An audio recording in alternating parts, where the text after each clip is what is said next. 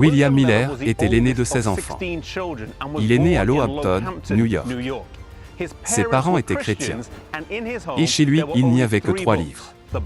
Une Bible, un psautier et un livre de prière. Il avait un désir insatiable d'apprendre. Et il les lisait encore et encore. Mais son désir d'apprendre le conduira à en lire d'autres. Dans des bibliothèques plus étendues que chez lui. Il empruntait des livres. Et à la lumière des nœuds de pin brûlant. Il les lisait jusque tard dans la nuit. Cela le distingua bientôt comme l'une des personnes les plus instruites de sa région. À la fois de son propre groupe d'âge et des personnes plus âgées également. Alors que William Miller atteignit l'âge du mariage, il rencontra une jeune femme nommée Lucy Smith, ici dans la ville de Pulteney, Vermont, à quelques kilomètres de chez lui. Après leur mariage, il déménagea ici dans cette ville. Et j'ai découvert qu'ils avaient une bibliothèque dans cette ville. Ici, il passait des heures, jour après jour, et fut initié aux écrits de Voltaire. David Hume et Thomas Paine, tous les grands déistes. Les déistes croient que Dieu a créé le monde et l'a mis en mouvement. Mais après cela, il a fait un pas en arrière, et se détacha des affaires quotidiennes de l'homme. William Miller allait devenir déiste.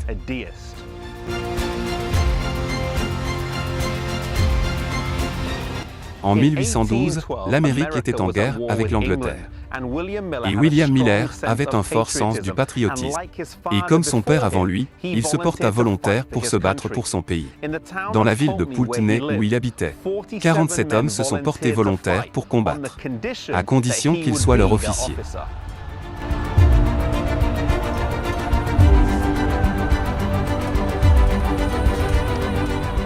De cette guerre, 2 choses marquèrent l'esprit de William.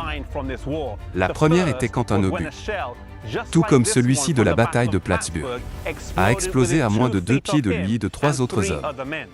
Tandis que les autres ont été blessés. Il s'en est sorti indemne. La seconde était la bataille de Plattsburgh elle-même. Les Américains étaient largement en infériorité numérique. Les Britanniques étaient bien mieux entraînés et expérimentés, venant de vaincre Napoléon. Pourtant, ils furent sévèrement battus par une armée qu'ils auraient dû régulièrement vaincre. La protection et la providence de Dieu étaient vivement imprimées dans son esprit. Et ce n'était pas quelque chose qu'il pouvait facilement l'ébranler.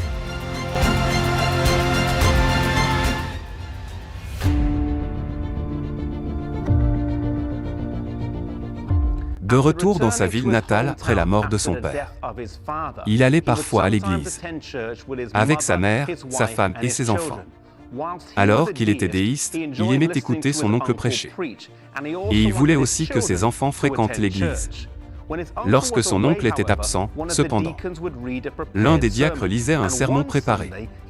Et un dimanche, il a dit à sa mère qu'il ne voulait pas aller à l'église, parce qu'il trouvait la lecture du diacre ennuyeuse. Il a dit, cependant, qu'il serait ouvert à la lecture à l'avenir si l'occasion se présentait. Comme toute bonne mère le ferait. Elle s'arrangea pour qu'il soit le lecteur la prochaine fois que son oncle serait absent. Et il s'avéra que le sermon parlait des devoirs parentaux et de l'importance de la prière. Pendant qu'il lisait, il s'est effondré en pleurant, frappé par l'incohérence du fait qu'il ne priait pas, pourtant il encourageait ses enfants à prier.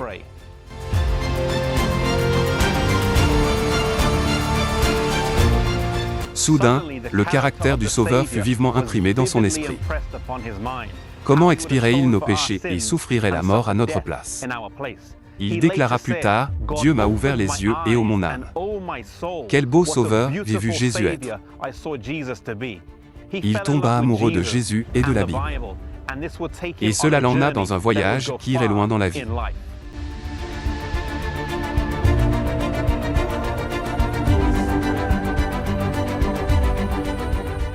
L'amour de Jésus peut faire fondre les cœurs les plus durs.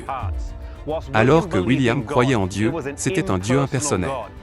Pourtant, quand il a vu le caractère d'amour de Dieu, cela fit fondre son cœur et transperça son esprit logique et rationnel.